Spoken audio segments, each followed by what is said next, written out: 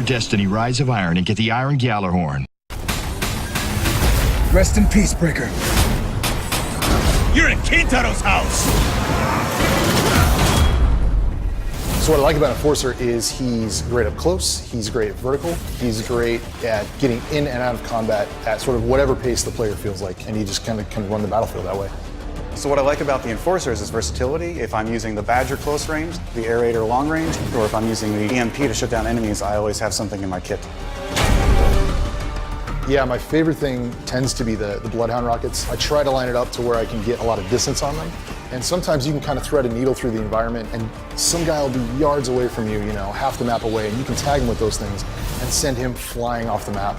A move I like to do with the Enforcer is get close with the Badger in a tunnel or a tight space and shoot them twice and then kick them away, and it usually takes care of anyone. As a support role, what's great about the Enforcer is he has the EMP grenade, and he can throw it into a group of enemies and lock them down so that they can't use their abilities.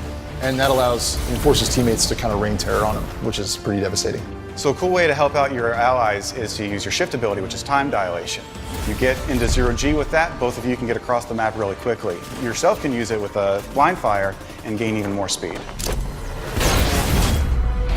I like to split my targets, so I'll use my rockets on one target, and then while that's happening, I'll shift to an adjacent target. It can be really disorienting as the enemy. So a tip for using the Enforcer is to use the time dilation to kite enemies away from you. If you were to run up against an assassin or a titan, you want to time dilate and run backwards and shoot with the Aerator, and you'll keep the distance as well as pepper them with shots. You should play Enforcer if you like controlling the pace of the game.